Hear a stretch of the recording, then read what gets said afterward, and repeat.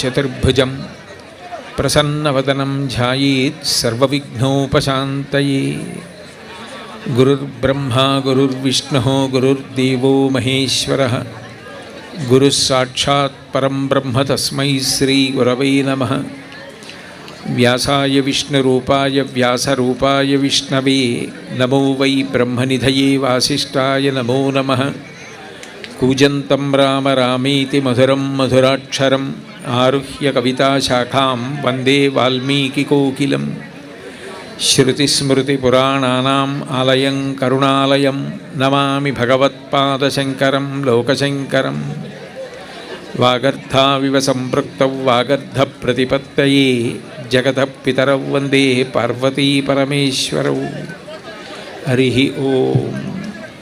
పరమేశ్వర స్వరూపైన సభకి నమస్కారం. ఇవాళ సభలో పెద్దవాళ్ళు ఉన్నప్పటికీ కూడా ప్రధానంగా నేను మాట్లాడాలి అనుకుంటున్నది కేవలం పిల్లల్ని ఉద్దేశించి 4 మంచి మాటలు చెప్పి వెళ్ళడం కోసం మాత్రమే నేను ఇక్కడికి వచ్చాను. కాబట్టి నేను పెద్దవాళ్ళని దృష్టిలో పెట్టుకుని ఆధ్యాత్మిక ప్రవచనం చేయడానికి సిద్ధంగా లేను. నేను కేవలం పిల్లలకి ఏవైనా నా వలన 4 మంచి మాటలు అందితే అంతకన్నా నాకు తృప్తి వేరొకటి ఉండదు. కేవలం పిల్లలకు ఒక 4 మంచి మాటలు చెప్పి వెళ్ళడం కోసం రావడం జరిగింది. అందుకని దయచేసి నేను ఆధ్యాత్మిక ప్రవచనం ఏదో చేస్తున్నానేమో అన్న అపోహ పడవద్దు అని నేను ముందుగానే మీకు మనవి చేస్తున్నాను. పిల్లలు నేను చెప్పే మాటలు శ్రద్ధగా వినడానికి ప్రయత్నం చేయండి. మనకి శౌచము అని ఒక మాట ఉంటుంది. శౌచము అంటే శుభ్రముగా ఉండుట అని అర్థం. శుభ్రముగా ఉండుట అన్న మాట అంతఃశౌచము బాహ్య శౌచము అని 2 శౌచములు. బాహ్య శౌచము అంటే మన శరీరాన్ని శుభ్రంగా ఉంచుకోవడం ఒక ఎత్తు, మనం తిరిగేటటువంటి ప్రదేశాలు ఏ ఉంటాయో వాటన్నింటినీ శుభ్రంగా ఉంచుకోవడం ఒక ఎత్తు. ఈ బయట ఉండే శరీరాన్ని మనం తిరిగే ప్రదేశాన్ని శుభ్రంగా ఉంచడంతో పాటుగా అంతఃశౌచము అంటే లోపల మనసు ఎప్పుడూ నిష్కల్మషంగా శుభ్రంగా ఉండేటట్టు చూసుకోవడం ఒక ఎత్తు. ఇందులో బాహ్య శౌచానికి ఎనలేని ప్రాధాన్యత ఉంటుంది. మన దేశంలో ప్రతి సంవత్సరం వైద్యం మీద కొన్ని వేల కోట్ల రూపాయలు ఖర్చు అవుతూ ఉంటుంది. ఇన్ని వేల కోట్ల రూపాయలు ఖర్చు అవడానికి ప్రధానమైన కారణం ఏది అంటే పరిశుభ్రతని పాటించకపోవడం. మీరు గాంధీ గారి జీవిత చరిత్ర చదివితే భారతీయులు మురికితో ఉంటారు, భారతీయులు శుభ్రంగా ఉండరు అని ఆయన దక్షిణాఫ్రికాలో ఉన్న రోజుల్లో అందరూ విమర్శ చేస్తుంటే ఆయన చాలా చిన్నపుచ్చుకొని భారతీయులందరినీ సమావేశపరచి శుభ్రంగా ఉండవలసిన అవసరం గురించి ప్రబోధం చేస్తుండేవారు. అందుకే ఇప్పటికీ స్వచ్ఛ భారత్కి గాంధీ గారి కళ్ళజోడు గుర్తుగా ఉంటుంది. ఆ పరిశుభ్రత లేకపోయిన కారణం చేత ఆహారం తినేటప్పుడు చేతులు సబ్బుతో కడుక్కోకుండా తినడం, గోళ్ళు బాగా పెద్ద పెద్దవి పెరిగిపోయి ఉండడం, మాసిపోయినటువంటి బట్టలు కట్టుకుని ఉండడం, చెమట పట్టినప్పుడు ఒళ్ళు కడుక్కోకపోవడం, అట్లాగే జుట్టు శుభ్రంగా ఉంచుకోకుండా పెద్దది పెంచుకోవడం, ఇట్లాంటి వాటి వల్ల అనేక సూక్ష్మక్రిములు బయలుదేరి అనేక రకములైన అనారోగ్యములు వస్తాయి. అనారోగ్యం వస్తే కేవలం ఎవరికి అనారోగ్యం వచ్చిందో ఆ వ్యక్తి ఒక్కడే బాధపడతాడు అనుకుంటే చాలా పొరపాటు. చదువుకునే పిల్లలకి అనారోగ్యం వచ్చిందనుకోండి, ఒకటి పిల్లలకి ఆ రోజు చదువుకోవలసిన పాఠం పోతుంది. ఓ 2 రోజులో 3 రోజులో జ్వరమో దగ్గో పడిచమో వచ్చిన కారణం చేత పాఠశాలకి వెళ్ళలేదు కాబట్టి పాఠశాలలో చెప్పినటువంటి పాఠాలని అందుకోవడం కష్టమైపోతుంది. చదువులో వెనకబడిపోతాడు. ఇంట్లో ఒక్క పిల్లవాడికి ఒంట్లో బాగులేకపోతే తల్లిదండ్రులు ఇద్దరూ కూడా పనులన్నీ మానుకుని ఆ పిల్లవాడి దగ్గర కూర్చోవాలి. అవసరమైతే ఉద్యోగం చేసేవాళ్ళైనా కూడా సెలవు పెట్టి కూర్చోవాలి. ఇంట్లో అందరికీ ప్రశాంతత లేకుండా అశాంతిగా ఉన్న కారణం చేత ఎవ్వరూ కూడా వాళ్ళకి సంబంధించిన పనులు వాళ్ళు సక్రమంగా చేసుకోలేరు. ఇన్ని ఇబ్బందులకు కారణం దేనివల్ల వస్తుంది అంటే మన శరీరాన్ని మనం శుభ్రంగా ఉంచుకోకపోవడం వల్ల. ప్రభుత్వాలకి కొన్ని వేల కోట్ల రూపాయలు ఈ అనారోగ్యం మీద ఖర్చు పెట్టవలసి వస్తుంది. మనం జాగ్రత్తగా ఉన్నా కూడా ఒక్కొక్కసారి విధివశాత్తు అనారోగ్యాలు వచ్చాయనుకోండి, అది వేరు. కానీ మనం శుభ్రంగా ఉండకపోవడం వల్ల అనారోగ్యాన్ని ఎప్పుడూ తెచ్చుకోకూడదు. మనం ఎప్పుడూ శుభ్రంగా ఉండడానికే ప్రయత్నం చెయ్యాలి. శుభ్రంగా ఉండడం అంటే కేవలం శరీరాన్ని శుభ్రంగా ఉంచుకోవడం ఒక్కటే కాదు, శరీరాన్ని ఒక పని చెయ్యడానికి సిద్ధంగా ఉంచుకోవడంలో అసలు నిజమైనటువంటి ప్రజ్ఞ ఉంటుంది. మీరు పిల్లలు, మీరు ఇవాళ ఎంత బాగా చదువుకున్నా రేపు అవసరమైతే మీరు 1 మైలు దూరం నడవలేకపోతే, మీరు అవసరమైతే ఒక 10 నిమిషాలు పరిగెత్తలేకపోతే, 1 గంట సేపు మంచినీళ్ళు తాగకుండా మీరు మాట్లాడలేకపోతే, మీరు ఎంత చదువుకున్నా మీరు కార్యక్రమాలు చేయడంలో వైక్లభ్యం పొందుతారు. అట్లా పొందకుండా ఉండాలంటే శరీరాన్ని కూడా సిద్ధంగా ఉంచుకోవాలి. అట్లా ఉంచుకోవాలంటే శరీరానికి వ్యాయామం ఉండాలి.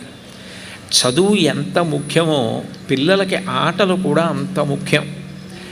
గొంతు బాగా విప్పి గట్టిగా అరిచి పరిగెత్తి ఆడుతుంటే స్ఫుటంగా అందరికీ వినపడేటట్టు మాట్లాడగలిగినటువంటి శక్తి కంఠం పుంజుకుంటుంది.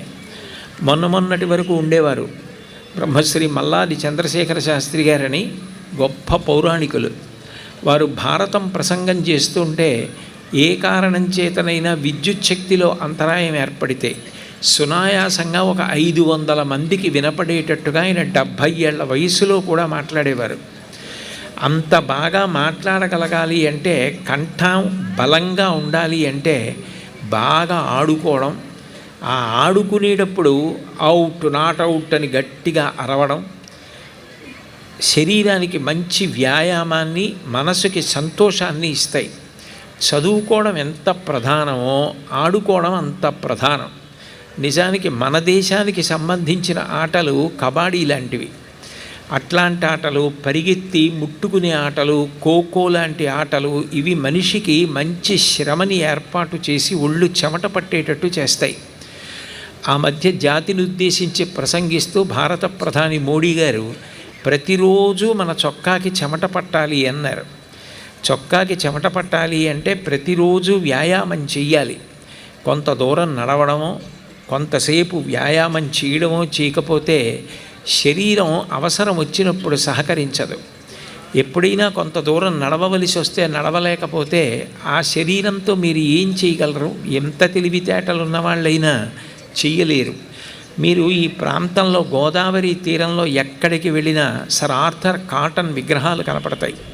సర్ ఆర్థర్ కాటన్ చిన్నతనంలో విదేశాల్లో పెరిగినటువంటి రోజుల్లో పెద్ద వర్షం పడితే వర్షపు నీరు ఎక్కడైనా నిలవ ఉంటే ఓ చిన్న పుల్ల ముక్క తీసుకుని దానికి కాలవలాగా సన్నగా గాడి తీసి అందులోంచి నీళ్లు వెడుతుంటే ఆ గాడులన్నీ కలిపి నీళ్ళన్నీ వేరొక చోటికి వెళుతున్నట్లుగా చేస్తూ ఉండేవాడు.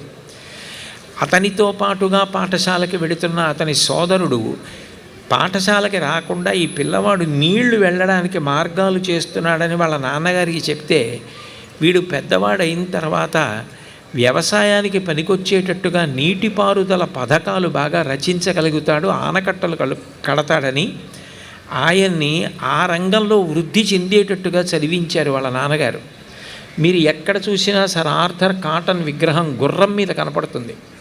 ఆయన గోదావరి తీరంలో కొన్ని 100 కిలోమీటర్ల గుర్రం మీద ప్రయాణం చేసి ఎక్కడ ఆనకట్ట కడితే కొన్ని లక్షల ఎకరాలు సాగుతాయి, ఆకలి మరణములు లేకుండా ఉంటాయి అన్నది పరిశీలనం చేశాడు.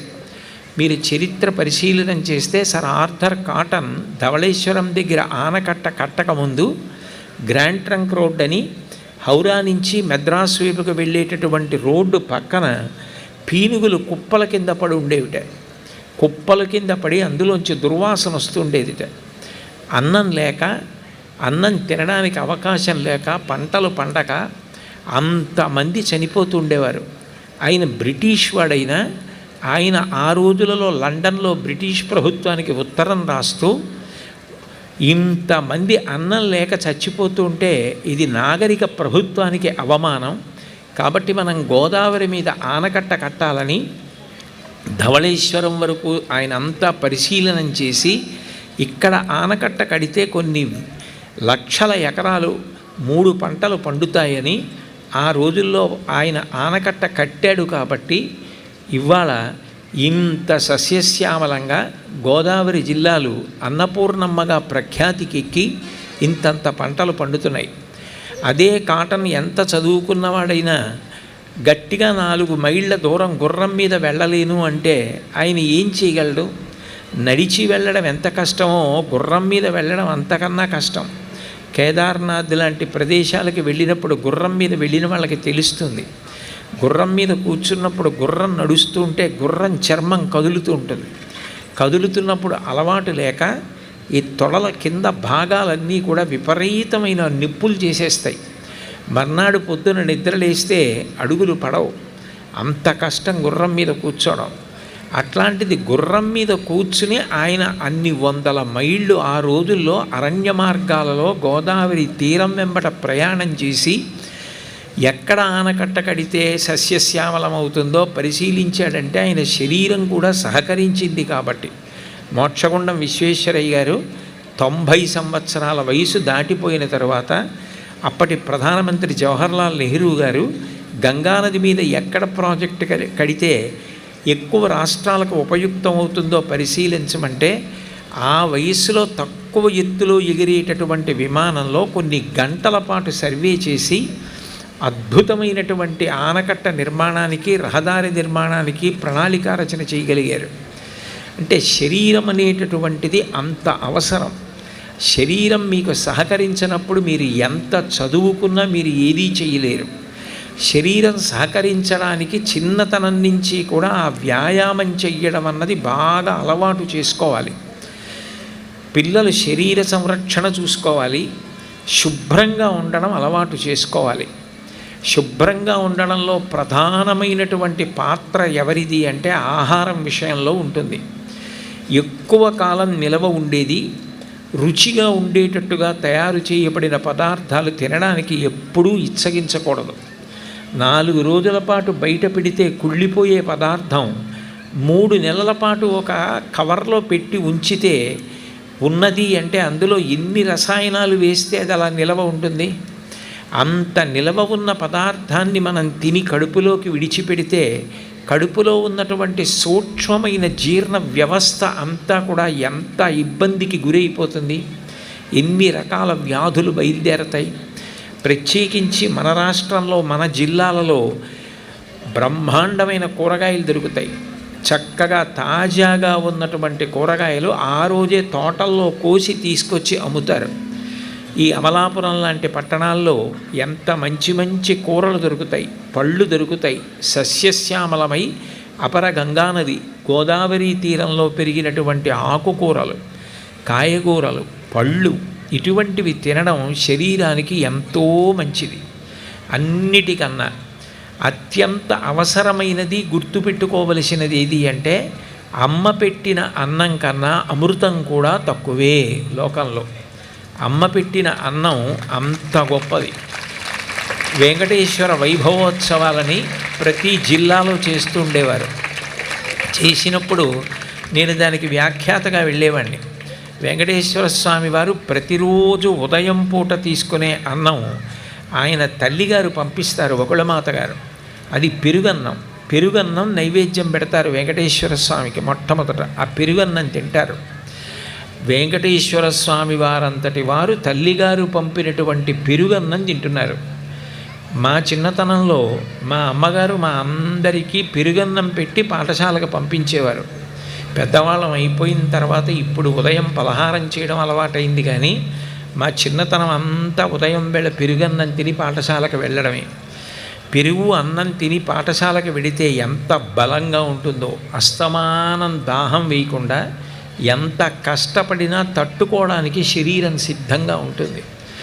మన శరీరానికి ఏది పడుతుందో, ఏది తింటే మనం బలంగా ఉంటామో అమ్మకి తెలిసి ఉన్నట్టుగా ఎవ్వరికీ తెలియదు. అమ్మ ఏది వండి పెట్టిందో అది తినడం నేర్చుకోండి. అది తినడం నేర్చుకుంటే శరీరం బలంగా ఉంటుంది. ఇది బాహ్య శౌచము అంటారు. అట్లాగే మనం ఎక్కడ తిరుగుతున్నామో ఆ తిరుగుతున్నటువంటి ప్రదేశం అంటే కేవలం మన ఇల్లని కాదు, మన ఇంటి ముందు కూడా అంత శుభ్రంగా ఉండాలి.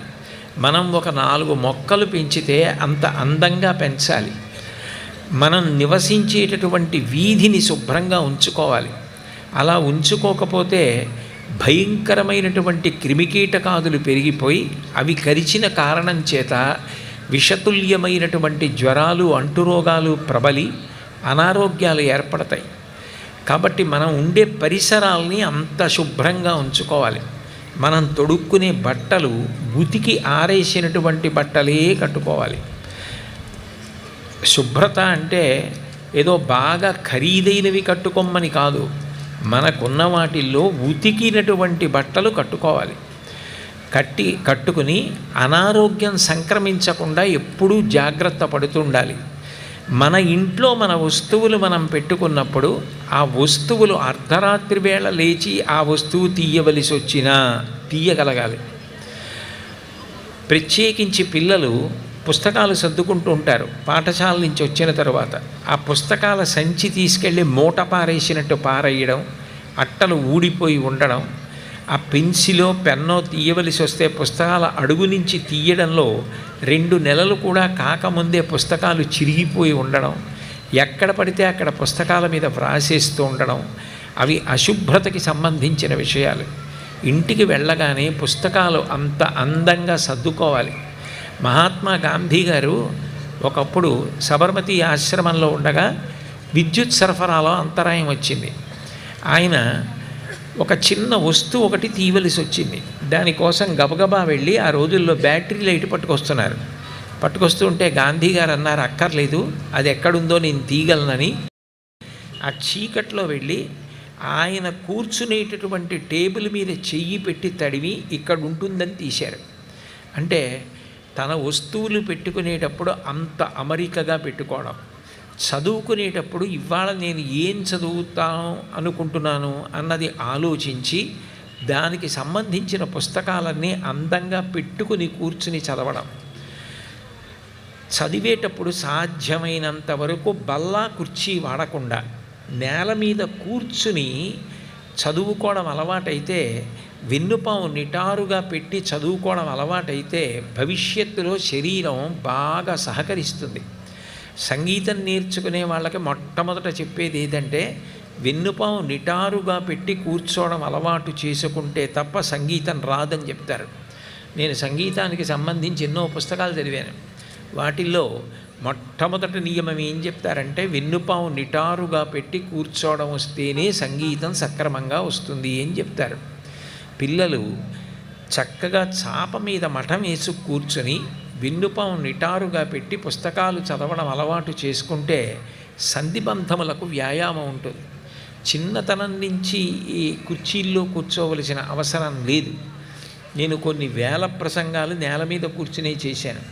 తరువాతి కాలంలో నా కాళ్ళకి ఇబ్బంది వచ్చి ఇప్పుడు కుర్చీలో కూర్చొని ప్రసంగం చేస్తున్నాను. కానీ చాలా ప్రసంగాలు మొన్నటి వరకు నేల మీద కూర్చునే చేశాను. అంటే అది నా గొప్ప కాదు, చిన్నతనంలో మా అమ్మగారు వాళ్ళు నేర్పినటువంటి క్రమశిక్షణ, వాళ్ళు మా గురువులు వాళ్ళు నేర్పిన క్రమశిక్షణ వలన అలా కూర్చోవడం అలవాటైంది. కాబట్టి మీరు ఇప్పటి నుంచి అట్లా కదలకుండా కూర్చోవడం, చదవడం అలవాటు చేసుకోండి. చదివేటప్పుడు ఒక్కటి జ్ఞాపకం పెట్టుకోండి, మీరు ఎంత కదిలిపోతూ ఉంటారో మీలోకి మీరు చదువుతున్నది అంత తక్కువగా పెడుతుంది. మీరు ఒక పాత్ర తీసుకొచ్చి అక్కడ పెట్టి దాని నిండా నీళ్లు పోసారనుకోండి, పాత్ర కదలకపోతే నీళ్లు కదలవు. మీరు పాత్ర కదిపారనుకోండి నీళ్లు కదులుతాయి. మీరు చదువుకునేటప్పుడు కాళ్ళు కదిపి చేతులు కలిపి ఆ వస్తువు తీసి ఈ వస్తువు తీసి దాన్ని చుడుతూ దాన్ని ఇలా ఎగరేస్తూ మీరు చదువుతున్నారనుకోండి, మీ దృష్టి సగం దాని మీదకి వెళ్ళిపోతుంది. మీరు కదిలిపోతే పాత్రలో నీళ్లు కదిలిపోయినట్టే మీ మనసు చదువు మీద లగ్నం కాదు. చదవాలనుకున్నవాడికి చదువు తప్ప వేరొకటి ఉండకూడదు. నేను అన్నం తింటే అన్నం నేనైపోయినట్టు, నేను నీళ్లు తాగితే నేను తాగిన నీళ్లు నేనైపోయినట్టు, నేను పలహారం తింటే నేను తిన్న పలహారం నేనైపోయినట్లు, నేను చదివితే అది నేనైపోవాలి. నాకు ఎప్పుడు జ్ఞాపకం రావాలి అనుకుంటే అప్పుడు అది జ్ఞాపకానికి వచ్చేటట్టుగా ఉండాలి. అంతేకాని దృష్టి కేంద్రీకరణ లేకుండా కదిలిపోతూ కాసేపు కదలకుండా కూర్చోవడం అలవాటు లేకపోతే బుద్ధిని కేంద్రీకరించడం సాధ్యం కాదు. మీరు చూడండి, అంతటా వెదజల్లబడుతున్నటువంటి సూర్యకిరణాలు వెలుగునిస్తాయి. అదే సూర్యకిరణాలని మీరు ఒక భూతద్దంలోంచి ఒక కాగితం మీదకి ప్రసారం చేశారనుకోండి, భూతద్దంలోంచి వెళ్ళి గుండ్రంగా ఓ కాగితం మీద ఆ సూర్యకిరణాలు పడ్డాయనుకోండి, కాసేపు ఆగిన తర్వాత మీరు అక్కడ చెయ్యి పెడితే వేడెక్కుతుంది. ఇంకా కొంతసేపు మీ చర్మం ఉంచితే చురుక్కుమంటుంది, మీరు పెట్టి ఉంచలేరు. మీరు కదపకుండా భూతద్దం అలాగే ఉంచితే సూర్యకిరణాలు వెళ్ళి కాగితం మీద పడ్డ చోట పొగొచ్చి అంటుకుని మంట వస్తుంది. అంటే అంతటా పడుతున్న సూర్యకిరణాలు ఒక భూతద్దంలోంచి ఒకే చోట కేంద్రీకృతమైతే అక్కడ అగ్ని పుట్టించగలిగాయి. మీ దృష్టి చదివేటప్పుడు మీరు చదువుతున్న విషయం మీద తప్ప వేరొక విషయం మీదకి వెళ్లకుండా మీరు దృష్టిని కేంద్రీకరించగలిగితే మీ మెదడు ఏది పుచ్చుకోవాలో దాన్నంతటినీ కూడా పుచ్చుకుంటుంది. అది కదిలిపోతోందనుకోండి, కదిలిపోతున్నప్పుడు అది పుచ్చుకోలేదు. మీకు నేను ఒక ఉదాహరణ చెప్పాలి అంటే, మీరు నిటారుగా కూర్చుని అన్నం తింటే లోపలికి తీసుకోవడం చాలా తేలిక. అదే మీరు పడుకుని అటు ఇటు దొర్లుతూ ముద్ద తినండి, మీరు తినలేరు, చాలా కష్టం. కూర్చుని తిన్నట్టు తినలేరు. మెదడుకి కూడా ఒక అలవాటు ఉంటుంది. అది ఏదైనా పుచ్చుకోవాలి అంటే శరీరం కదలకుండా ఉండాలి, మనసు దాని మీద లగ్నం కావాలి. మనసుని లగ్నం చెయ్యాలి, శరీరం కదలకుండా ఉండాలి. మీరు ఏది చదువుతున్నారో దాని మీద తప్ప ఇతర విషయం మీదకి దృష్టి వెళ్ళకూడదు. అలా వెళ్లకుండా ఉందా లేదా పరిశీలించాలి అంటే మీరు ఒక్కసారి ఒక్క పేజీ చదివి ఆపేసి ఈ పేజీలో నేను చదివిన దాంట్లో ఎన్ని నాకు జ్ఞాపకం ఉన్నాయని గుర్తు తెచ్చుకొని మళ్ళీ మీరు ఆ పేజీ చదివారనుకోండి, మీకు చాలా మటుకు అందులో గుర్తు లేదు అంటే మీరు మీ బుద్ధిని కేంద్రీకరించలేకపోయారని గుర్తు. మీరు బెంగ పెట్టుకోక్కర్లేదు. ఎక్కడ మీ వైఫల్యం తెలిసిందో, మీ ఫెయిల్యూర్ తెలిసిందో అక్కడే మీరు సక్సెస్ పొందగలరు. మీ ఫెయిల్యూర్ మీకు తెలియడమే మీ మొదటి సక్సెస్. నేను కాన్సన్ట్రేట్ చెయ్యలేదు, అందుకే నేను చదివిన పేజీలో నాకు చాలా విషయాలు గుర్తులేవు అంటే ఇప్పుడు మీరు రెండో మాట చదివినప్పుడు చాలా గుర్తుంటాయి. ఇప్పుడు పేజీ మూసి గుర్తు తెచ్చుకుంటే బోలెడన్ని విషయాలు జ్ఞాపకానికి వస్తాయి ఆ పేజీలోంచి. అలా క్రమక్రమంగా మీరు ఆ కాన్సన్ట్రేటింగ్ పవర్ అన్నది పెంచుకోగలిగారనుకోండి, మీరు ఎంత తక్కువసేపు చదవండి, మీరు ఎప్పుడు చదవండి, మీరు ఎప్పుడు చదివినదైనా ఎంతసేపు చదివినదైనా తిన్న అన్నం లోపలికెళ్ళి నిత్తురుగా మారిపోయి మీ శరీరంలోనే ఉండిపోయినట్టు మీరు ఏది చదివారో అది మీ బుద్ధిలోకి మీ మేధస్సులోకి వెళ్ళి శాశ్వతంగా జ్ఞాపకం ఉంటుంది. ఏది జ్ఞాపకం ఉండిపోయిందో అది మీకు అక్కరకు వస్తుంది. భూపసభాంతరాళమున పుష్కళ వాక్చతురత్వము ఆజి బాహాపటు శక్తియున్ యశమునందనురక్తియు ప్రకృతి సిద్ధగుణంబులు సజ్జనాళికిన్నంటాడు భర్తృహరి. ఏదైనా ఒక చోట మాట్లాడవలసి వస్తే పుస్తకం పెట్టుకోవడం తప్పు కాదు, కానీ ఇక ఎప్పుడు ఏది మాట్లాడినా ఏది చెయ్యాలన్నా నాకు పుస్తకమే ఉండాలండి అంటే అప్పుడు నీ మేధస్సు ఏమైనట్టు? నీ మేధస్సు యందు నిలవ ఉండాలి. నువ్వు ఎప్పుడు కావాలనుకుంటే అప్పుడు అది బయటికి రావాలి. దానికి మనిషి చీమ కష్టపడినట్టు కష్టపడాలి, ఆవు నెమర వేసినట్టు నెమర వేయాలి. నీకు అక్కరలేని విషయాలు అంటించుకోకుండా ఉండడంలో బాతులా ఉండాలి, నీకు కావలసినది తీసుకోవడంలో హంసలా ఉండాలి. ఇవి నా మాటలు కావు, నేను రామకృష్ణ పరమహంస యొక్క మాటల్ని ఉటంకిస్తున్నాను అంతే. ఇవి నా సొంతంగా చెప్పినవి కావు. అందులో చీమ కష్టపడినట్టు కష్టపడాలి, కష్టపడడం సంతోషం కావాలి. ఓ పుస్తకం చదువుతుంటే అబ్బా అరగంట అయింది నేను పుస్తకం చదువుతున్నాను అనిపించకూడదు. అప్పుడే గంట అయిపోయిందా, ఆ పని మీద వెళ్ళాలా, ఇంకొక అరగంట ఉంటే బాగుండు, ఈ పుస్తకం చదువుదును అనిపించాలి. చదువు it should be a great passion. చదవడం అనేది గొప్ప అనురక్తి కావాలి జీవితంలో. చదువుకి వయసుతో సంబంధం లేదు. మీకు ఏ వయసు వచ్చినా మీరు చదువుతూనే ఉండాలి. మీ వెనక మీరు మిగల్చగలిగిన గొప్ప ఐశ్వర్యం ఏదైనా ఉంటే మీరు చదివిన పుస్తకాలు. మనిషి వెళ్ళిపోతాడేమో, కానీ మనిషి చదివిన గ్రంథాలు మాత్రం ఆయన వెనకాతల ఉండిపోతాయి. ఎన్ని గ్రంథాలు చదివాడో అంత జ్ఞానాన్ని పొందుతాడు. చదవడం అనేది అంత సంతోషకారకం కావాలి. మీరు ఏది చేసినా అది చెయ్యడం మీకు ఉత్సాహంతో ఉండాలి. అంతేకాని బాధపడుతూ బరువుగా ఎప్పుడూ చేయకూడదు. చదువు తప్ప మనని వృద్ధిలోకి తీసుకురాగలిగినది వేరొకటి లేదు. కాబట్టి చదవడంలో అంత సంతోషం ఉండాలి. చీమ ఎంత ఉంటుంది? చాలా చిన్నది ఉంటుంది. చీమకి కాళ్ళు బోలెడన్ని ఉంటాయి. నోరు చిన్న నోరు ఉంటుంది. ఎప్పుడో వర్షాకాలం వస్తుందని వేసవి కాలంలోనే ఎక్కడో పంచదార ఉంటే అక్కడికి వెళ్ళి ఒక్కొక్క రవ్వ నోటితో పట్టుకొని మధ్యలోంచి ఎవరైనా నడిస్తే తొక్కుతారని గోడల పక్కల నుంచి పాకుతూ వెళ్ళి ఎక్కడో ఉన్న కన్నంలో ఆ పంచదార రవ్వలన్నీ దాచి ఒక 100 గ్రాముల పంచదార లోపల దాచుకుని బియ్యపు గింజలు అన్నీ వర్షం వచ్చినప్పుడు తాను బయట తిరిగితే కొట్టుకుపోతానని బయటికి రాకుండా లోపల గూట్లో కూర్చుని ఆ పంచదార బియ్యం తింటూ హాయిగా కాలక్షేపం చేసేస్తుంది. చీమ ఎట్లా కష్టపడిందో అలా విద్యార్థి దశలో కష్టపడిన వాడెవరుంటాడో ఆ వ్యక్తి తరువాతి కాలంలో అంత గౌరవాన్ని పొందుతాడు. ఒక కలెక్టర్ గారు ఉంటారు జిల్లాలో. ఒక కలెక్టర్ గారు వస్తున్నారు అంటే ఎంత గౌరవం. ఒక కలెక్టర్ గారికి ఒక కారు ఇస్తారు, కలెక్టర్ గారికి ఒక పెద్ద గది ఇస్తారు, కలెక్టర్ గారికి పక్కన సహాయం చేయడానికి సిబ్బందిని ఇస్తారు. కలెక్టర్ గారు వస్తున్నారనేటప్పటికే అందరూ అంత గౌరవం ఇస్తారు. ఎందుకు ఆయన కలెక్టర్ కాగలిగారు? ఎవరినో నలుగురిని పిలిచి మీలో ఒకళ్ళు కలెక్టర్ చేయండి అనరు. ఎవరు ఐఏఎస్ చదువుకున్నారో వాళ్ళు కలెక్టర్ అవుతారు. మీరు ఈ వయస్సులో చీమలా ఎంత కష్టపడగలిగితే అంత గొప్పవాళ్ళు అవుతారు. అదే కాగితం 1 వేస్తే రూపాయి, 2 వేస్తే 2 రూపాయలు, 5 వేస్తే 5 రూపాయలు, 10 వేస్తే 10 రూపాయలు, 2000 వేస్తే 2000 రూపాయలు.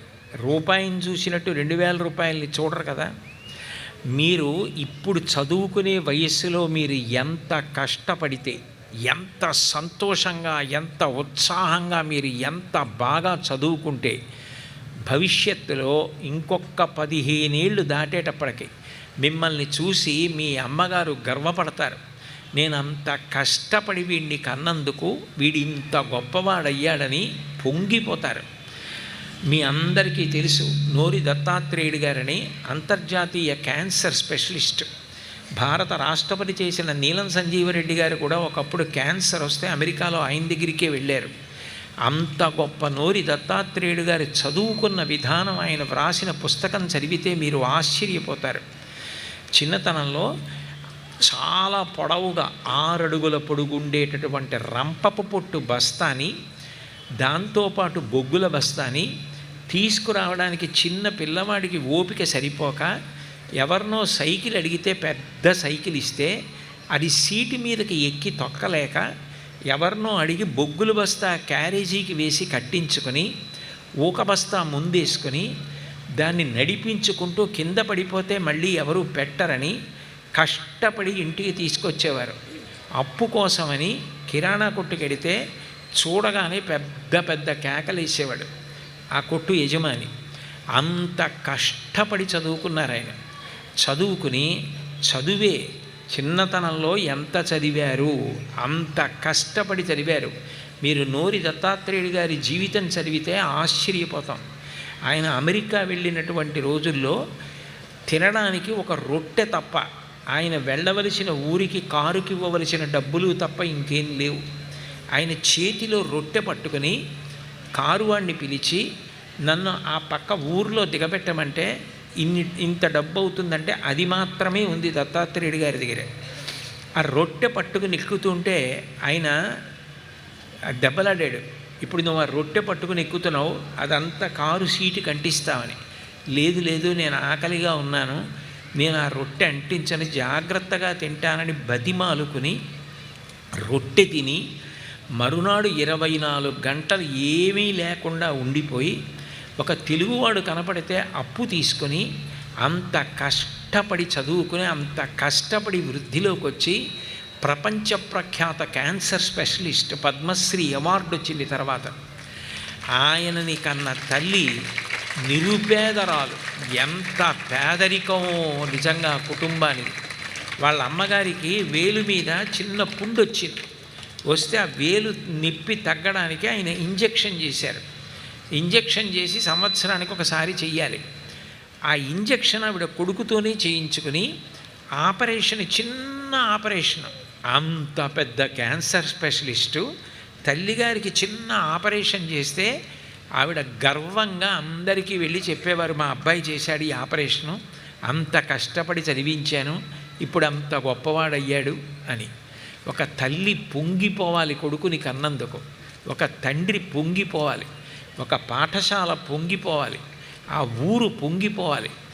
ఈయన మా ఊరివాడు, ఈయన మా కళాశాల వాడు, ఈయన మాకు చెందినవాడు అని అందరూ గర్వపడేటటువంటి స్థాయికి పెంచగలిగినది ఏది అంటే చదువు ఒక్కటే. అట్లా చదవాలి. చదువు ఎప్పుడూ బరువు కాకూడదు. చదివేటప్పుడు కష్టపడి చదవాలి. చదువుకోవడానికి కుర్చీ ఉందా, బల్లుందా, ఇవన్నీ నిజానికి ఉండకూడదని నేను అంటలేదు. కానీ మీరు ఒక్కటి ఆలోచించండి, చదువు మీద బాగా అనురక్తి కలిగిన వాళ్ళు ఎవరున్నారో వాళ్ళల్లో చాలామంది లబ్ధప్రతిష్ఠులైన వాళ్ళు ఇవేవీ లేకుండా చదువుకున్న వాళ్ళే. టంగుటూరి ప్రకాశం పంతులు గారికి మిడిల్ స్కూల్లో ఫీజు కట్టడానికి 3 రూపాయలు కావలసి వచ్చాయి. 3 రూపాయలు లేకపోతే వాళ్ళ అమ్మగారు, వాళ్ళ బావగారు ఉండేవారు, ప్రకాశం పంతులు గారి బావగారు, అక్కగారి భర్త 25 మైళ్ళ దూరంలో ఉండేవాడు. తెల్లవారితే ఆఖరి రోజు ఫీజు కట్టడానికి వెళ్ళి బావని అడిగి తెచ్చుకోమంటే 25 మైళ్ళ దూరం నడిచి వెళ్ళారు బావగారి దగ్గరికి. బస్సు ఎక్కడానికి డబ్బులు లేవు. బావగారిని అడిగితే నా దగ్గర కూడా ఏమీ లేవురా అన్నాడు. మళ్ళీ 25 మైళ్ళ దూరం వెనక్కి నడిచి వచ్చి, అమ్మ ఏమీ లేవుట, బావగారు ఇవ్వలేదన్నారు. అంటే ఆవిడ తనకున్న ఒకే ఒక్క పట్టు చీర, ఆ పట్టు చీర తాకట్టు పెట్టి 3 రూపాయలతోటి ఫీజు కట్టి చదివించారు. ఆ టంగుటూరి ప్రకాశం పంతులు గారు తర్వాత ఆంధ్రప్రదేశ్కి ముఖ్యమంత్రి అయ్యారు. ఆయన బ్యారిస్టర్ చదివి లాయర్ అయినప్పుడు ఆయన సంపాదించినటువంటి డబ్బు కట్టలు బీరువాలో పెట్టి తలుపు వేస్తే తలుపు తోసుకుని బయటికి కింద పడిపోతుండేవిట. అంత సంపాదించిన వ్యక్తి అవన్నీ తృణప్రాయంగా వదిలేసి స్వాతంత్ర సంగ్రామంలోకి వచ్చేశారు. అంత కష్టపడి చదువుకున్నారు. అందుకే రామకృష్ణ పరమహంస అంటారు, చీమలా కష్టపడండి. అక్కరలేనివి అంటించుకోకుండా ఉండడంలో బాతులా ఉండడం నేర్చుకోండి. బాతు చూడండి, నీటి మీద విడుతూ ఉంటుంది. నీటి మీద విడుతూ ఆ ముక్కుతోటి, దానికి ముక్కు చంపుటాల పైన కన్నాలు ఉంటాయి. ఆ నీళ్లలో ఉన్న పురుగుల్ని పట్టుకున్నప్పుడు నీళ్లు పైనున్న కన్నాల్లోంచి వెళ్ళిపోతాయి, పురుగులు ఉండిపోతాయి, మింగుతూ ఉంటుంది. ఎంతసేపు బురదలో తిరిగినా బాతు రెక్కలకి మాత్రం బురద అంటుకోదు. రెక్కలకి బురద అంటించుకోకుండా బాతు బురదలో ఎట్లా ఉండగలదో అట్లా మీరు ఎంతమంది మధ్యలో ఉన్నా చెడు మిమ్మల్ని అంటుకోకుండా మిమ్మల్ని మీరు చూసుకోవాలి. వాడెవరో చెడ్డపిల్లాడు, వాడి నుంచి నాకు అంటుకుందని చెప్పకూడదు. నేను మీ నుంచి అస్తమానం తప్పట్లు కోరుకోవట్లేదు, మీరు అస్తమానం తప్పట్లు కొట్టక్కర్లేదు. మీరు చేయవలసింది శ్రద్ధగా వింటే చాలు. కాబట్టి ఆ రెక్కలకి బురద అంటించుకోకుండానే బాతు బురదలో ఎట్లా తిరగగలుగుతోందో అట్లా మీరు ఒక పాఠశాలలోకి వెళ్ళండి, సమాజంలోకి వెళ్ళండి, వాడెవడో చెడ్డవాడండి, ఆ చెడ్డ నాకు అంటుకుందండి, ఇవి నేర్చుకోకండి. మీరు పవిత్రంగా ఉండడం, మీరు మంచిగా ఉండడం, మీరు ఏది చెయ్యాలనుకుంటున్నారో, మీరు సమాజానికి ఏదైనా మంచి చెయ్యాలనుకున్నప్పుడు అనేకమైనటువంటి ప్రతిబంధకాలు ఉంటాయి. చిత్తశుద్ధితో, త్రికరణ శుద్ధిగా మీరు ఏ మంచి చెయ్యాలనుకుంటున్నారో ఆ మంచి చెయ్యడానికి మాత్రం మీరు భయపడకూడదు. Where the mind is without fear and the head is held high, where the world has not been broken up into fragments by narrow domestic walls అంటాడు రవీంద్రనాథ్ ఠాగూర్. నిర్భయంగా మీరు చెయ్యవలసిన మంచి మీరు చెయ్యాలి. ఎంతమందితో కలిసినా మీ ప్రభావం వాళ్ళ మీద పడాలి తప్ప చెడు మీకు అంటుకోకూడదు.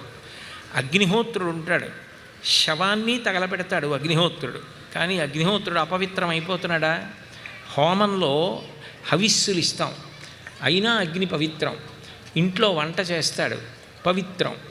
ఇంకొకడు అపవిత్రమైన కార్యానికి వీధిలో ఉన్న చెత్తనంతటినీ తగలబెట్టడానికి వెలిగిస్తాడు. వేటితో సంపర్కం చెందిన అగ్ని పవిత్రతకి లోటు లేదు. సూర్యుడు ఉన్నాడు, సూర్యుడి కిరణాలు మురుగునీటి మీద పడుతున్నాయి, మారేడు చెట్టు మీద పడుతున్నాయి, గోవుల మీద పడుతున్నాయి, మహాత్ముల మీద పడుతున్నాయి, పరమ దుర్మార్గుల మీద పడుతున్నాయి, నికృష్టులైనటువంటి ఆలోచన చేసే వాళ్ళ మీద పడుతున్నాయి. సూర్యుడు పవిత్రత అపవిత్రత అని రెండు పొందుతున్నాడా? పొందట్లేదు. గాలి అందరి లోపలికి వెళ్ళి బయటికి వస్తుంది, కానీ గాలి ఎవరి నుంచైనా ఏదైనా అంటుకోవడం అన్న స్వభావాన్ని పొందుతోందా? తన కర్తవ్యం తాను చేసుకెళ్ళిపోతోంది. మీరు కూడా చిన్నతనం నుంచి మీరు మంచిగా ఉండడం మీరు నేర్చుకోవాలి తప్ప నేను వాళ్ళ వల్ల చెడిపోయాను, వీడు చెడ్డవాడు, ఈ నేరాలు చెప్పడం అలవాటు చేసుకోకూడదు.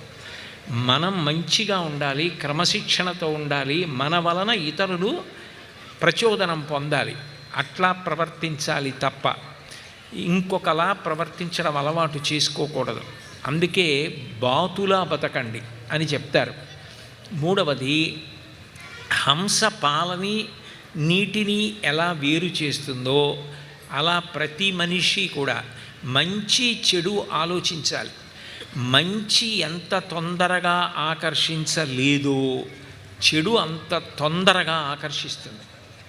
మీరు కావాలంటే చూడండి, నేను మిమ్మల్ని అందరినీ కూడా, ఏమండి రేపు మీ అందరూ తెల్లవారుజామున 5 గంటలకి లేచి తలస్నానం చేస్తే మీకు అందరికీ కూడా చాలా గొప్ప శక్తి ఒకటి వస్తుంది అని నేను అన్నాను అనుకోండి. మీ అందరికీ తెల్లవారుజామున 5 గంటలకి లేచి తలస్నానం చేయడం పెద్ద కష్టమైన విషయం ఏం కాదు. కానీ మీరు నిద్ర లేచిన దగ్గర నుంచి స్నానం పూర్తి చేసేసే లోపల మీకు మాత్రం ఎట్టి పరిస్థితుల్లో పిల్లి గుర్తు రాకూడదు అన్నాను అనుకోండి, మీకు ముందు పిల్లే గుర్తొస్తుంది.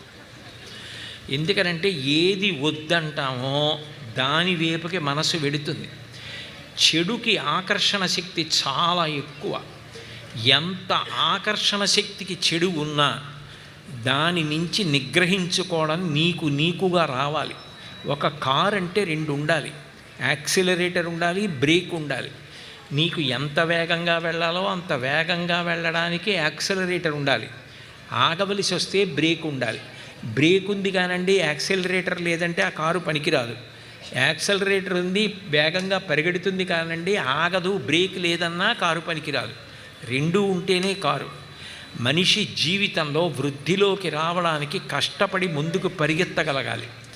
అవసరమైన చోట ఆగి దీని జోలికి మనం వెళ్ళవద్దు అని అనుకుంటే దాని జోలికి వెళ్లకుండా తనని తాను నిగ్రహించుకోవడం తనకి చేత కావాలి.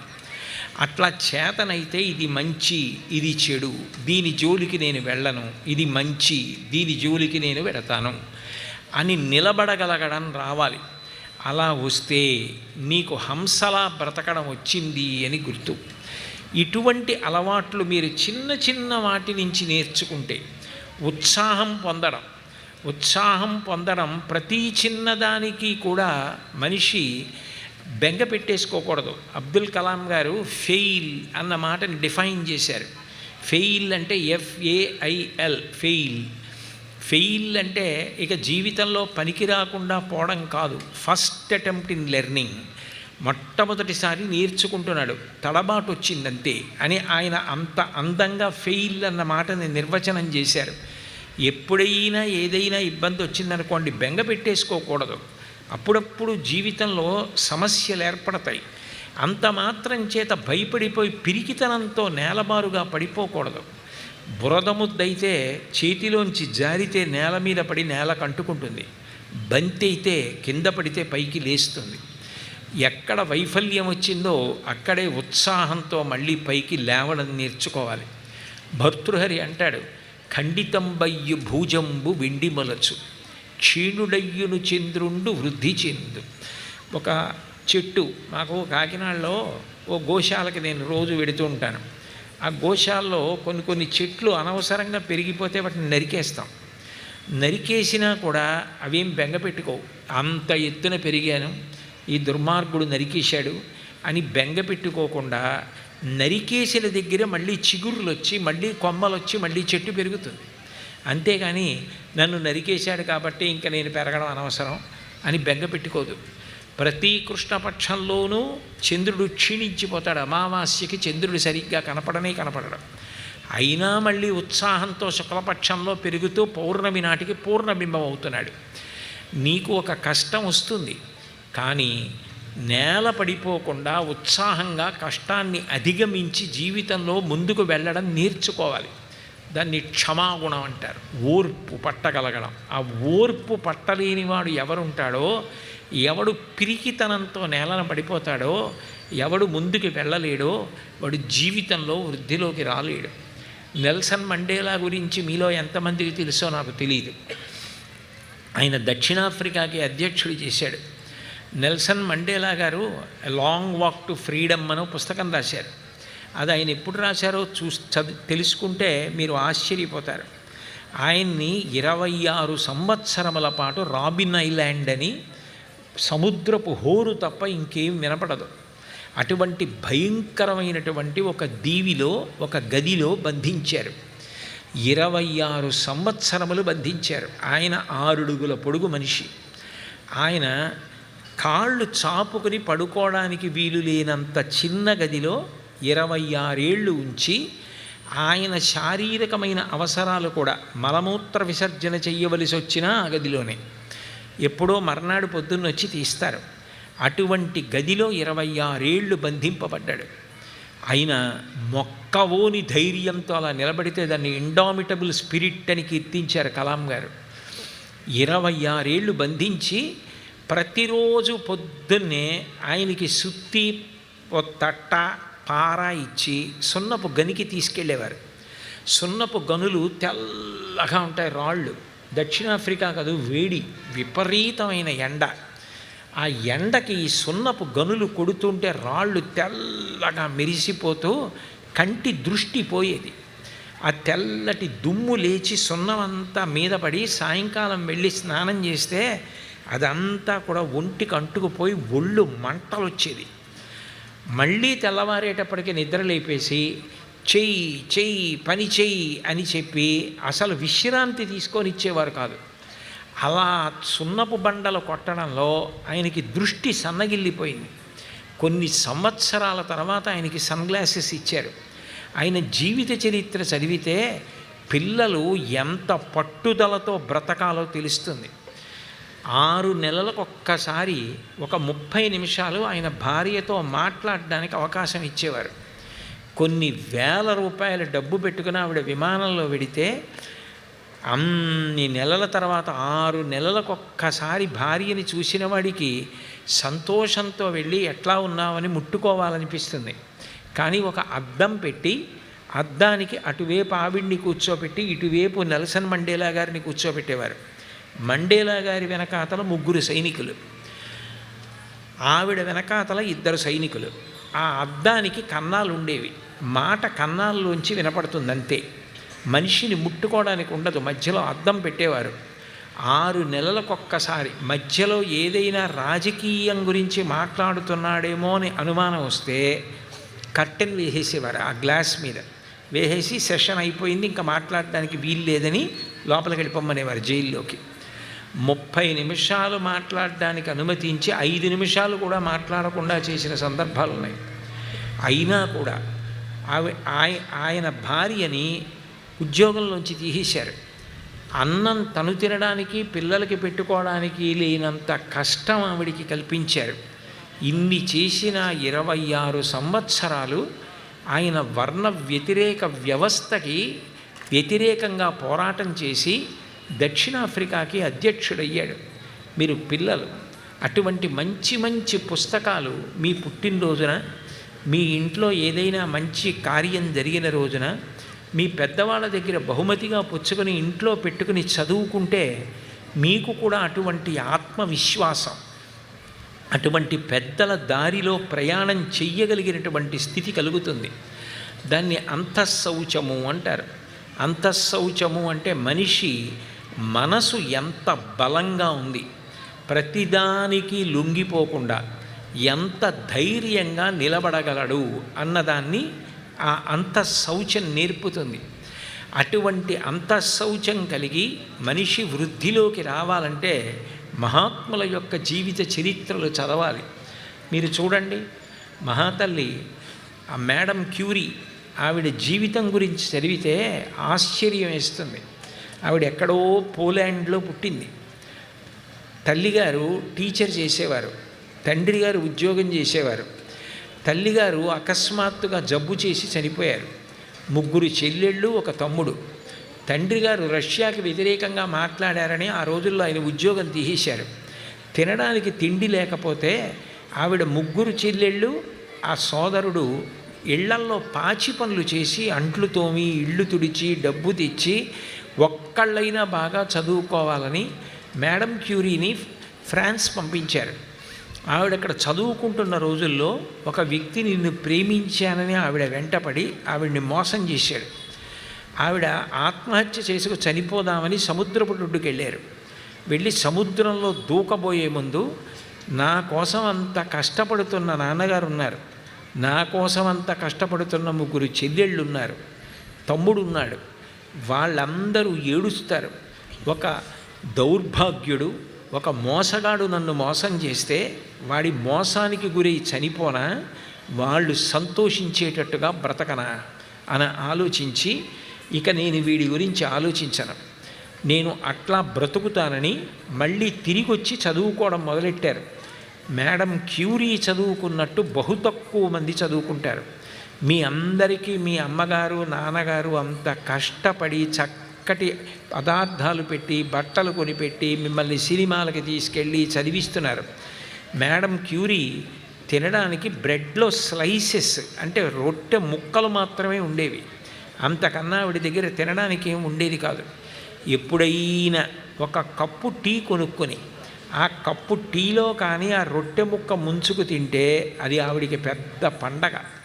అంటే టీ కొనుక్కోవడానికి కూడా డబ్బులు ఉండేవి కావు. ఆవిడ అనేక పర్యాయాలు ఆవిడ చదువుకుంటున్న కాలేజీలోనే స్పృహ తప్పి పడిపోయారు. కారణం ఏమంటే ఆవిడికి శరీరంలో బలం ఉండేది కాదు, ఆహారం సరైంది లేక. అలాంటి రోజుల్లో ఆవిడికి పైరీ క్యూరీ అని ఒక ఆయనతో పరిచయం అయింది. ఆవిడ పైరీ క్యూరీ కలిసి ప్రొఫెసర్ బెక్వెరెల్ అని ఒక గురువుగారి దగ్గర కూర్చుని గొప్ప గొప్ప ప్రయోగాలు చేశారు. ఇవాళ క్యాన్సర్ వ్యాధి తగ్గడానికి రేడియం ట్రీట్మెంట్ చేస్తూ ఉంటారు. ఆ రేడియం ట్రీట్మెంట్ చేయడానికి కీమోథెరపీ అంటారు కదా, అది చేయడానికి కావలసినటువంటి వ్యవస్థని మొట్టమొదట కనిపెట్టింది మేడం క్యూరీ. అది కనిపెట్టడం కోసం ఆవిడ ఒక చిన్న పాక అద్దెకి తీసుకొని అందులో ప్రయోగాలు చేస్తే ఆ వేడికి ఆవిడ ఒళ్ళన్నీ బొబ్బలు వచ్చేసి రక్తం కారుతుండేవి. వైద్యం చేయించుకోవడానికి డబ్బు లేక భర్త గారు సైకిల్ తొక్కుతుంటే వెనక క్యారేజ్ మీద కూర్చుని ఆవిడ పుస్తకం చదువుతుంటే ఇద్దరు వింటూ ఉండేవారు. అలా చదువుకుని ఆవిడ ఫిజిక్స్లో ఆవిడ చేసిన పరిశోధనకి ఆవిడకి ఆవిడ భర్త పైరీ క్యూరీకి ఆవిడ గురువుగారు ప్రొఫెసర్ బెక్వెరెల్కి ముగ్గురికి కలిపి నోబెల్ ప్రైజ్ వచ్చింది. అంత గొప్ప నోబెల్ ప్రైజ్ అందుకొని అంత డబ్బు సంపాదించి అంత ప్రఖ్యాతి వహించి అమ్మయ్య జీవితంలో ఇప్పుడు నేను సంతోషంగా ఉన్నాను అనుకుంది. 39వ ఏట సంతోషంగా ఉన్నానని అనుకుంది. భర్త గారు రోడ్డు దాటుతుండగా ఒక గుర్రబండి వచ్చి గుద్దేస్తే ఆయన మరణించాడు. భర్త మరణించిన కారణం చేత ఆవిడ దేని మీద దృష్టి పెట్టలేకపోయింది. 2 పిల్లలు, ఆ పిల్లల్ని పెంచి పెద్ద చెయ్యాలని ఆవిడ మళ్ళీ సత్తువ పుంజుకోవడానికి భర్తగారు బతికి వేరే ఊళ్ళో ఉన్నారని తనని తాను నమ్మించుకొని రోజు ఆయనకి ఉత్తరం రాసి తన అడ్రస్కే పోస్ట్ చేసేది. మర్నాడు ఉత్తరం తనకే వచ్చేది. ఆవిడ అలా 28 సంవత్సరాలు ఉత్తరాలు రాసింది. రాసి కెమిస్ట్రీలో ఆ రోజుల్లో ఒక పెద్ద ఇన్స్టిట్యూట్కి ప్యారిస్లో ఆవిడ్ని ఆధిపత్యం వహించమన్నారు. ఆవిడ్ని హెడ్ చేయమంటే విచిత్రమైన విషయం ఏంటంటే మగవాళ్ళు ఆడది కెమిస్ట్రీలో వర్క్ చేయడం ఏమిటి, మేము ఒప్పుకోమన్నారు. కానీ ఆవిడ మాత్రం అంత కష్టపడి కెమిస్ట్రీలో వర్క్ చేసి ఆవిడ మళ్ళీ నోబెల్ ప్రైజ్ తెచ్చుకుంది.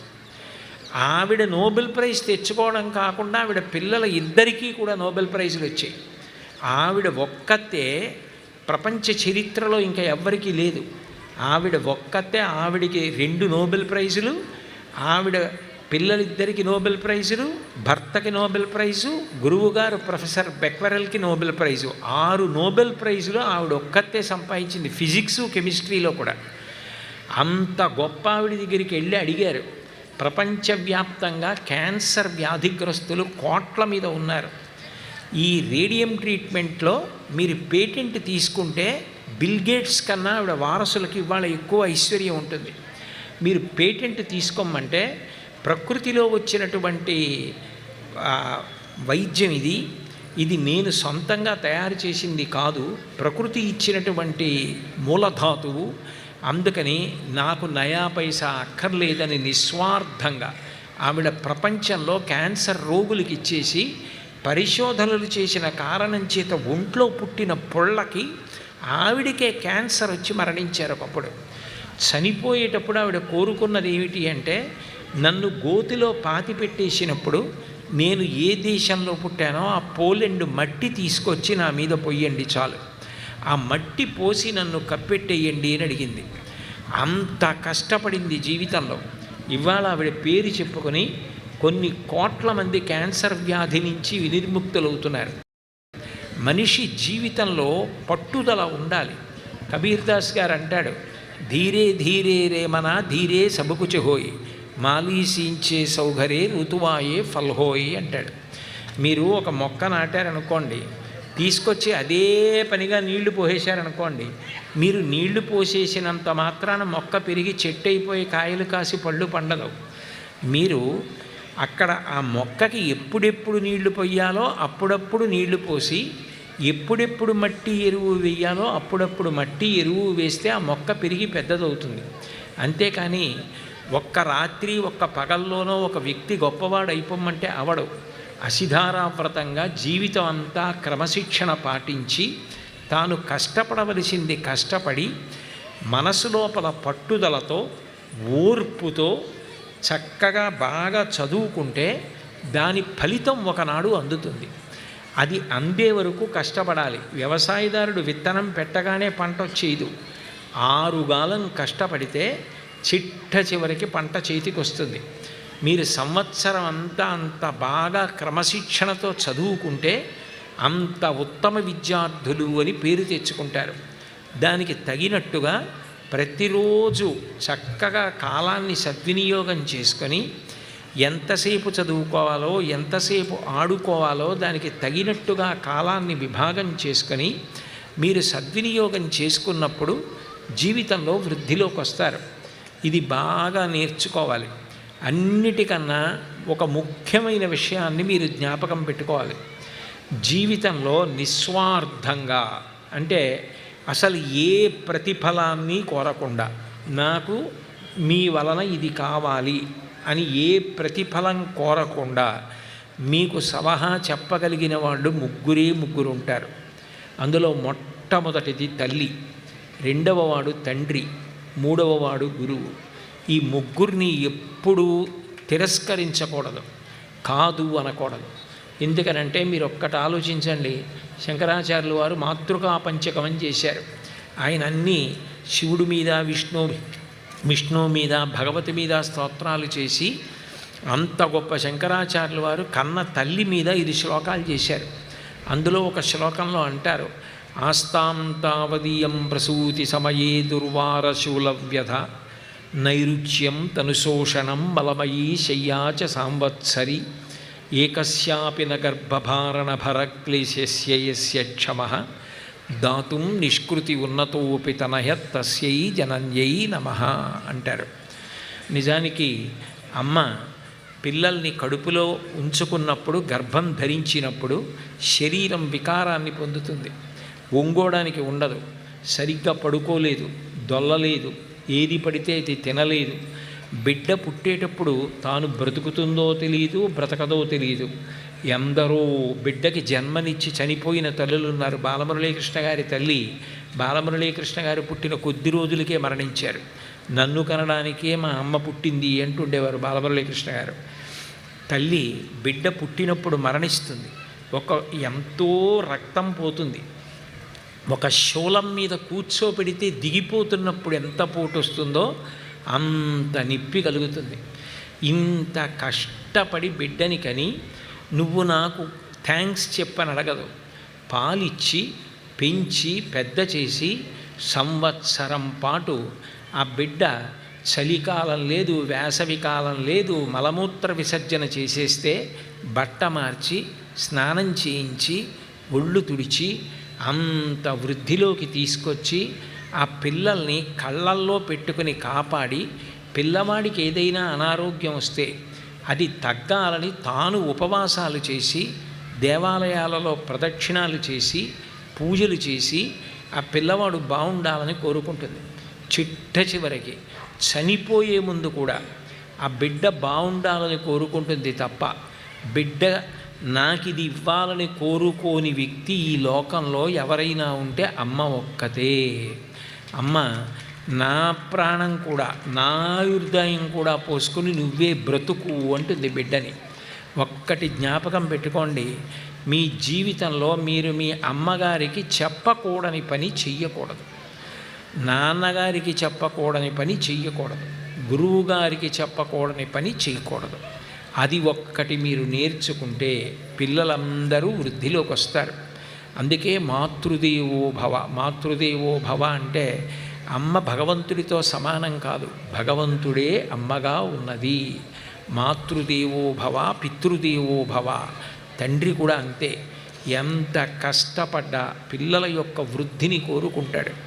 కాబట్టి ఎప్పుడూ కూడా తండ్రిని అట్లా గౌరవించాలి, గురువుని అట్లా గౌరవించాలి. అలా గౌరవించగలిగితేనే పిల్లలు పైకి వస్తారు. మీ అందరూ ఈ విషయాలు గుర్తుపెట్టుకుని చక్కగా జీవితంలో బాగా వృద్ధిలోకి రావాలని కోరుతూ సెలవు తీసుకుంటున్నాను. నాకేం కోరికలు లేవు, నేనేం మీ నుంచి ఆశించలేదు. కేవలం పిల్లలకి 4 మంచి మాటలు చెప్పాలన్న పవిత్ర హృదయంతో రావడం జరిగిందంతే. కాబట్టి ఇక్కడతో నా ప్రసంగాన్ని పూర్తి చేస్తూ సెలవు తీసుకుంటున్నాను. స్వస్తి.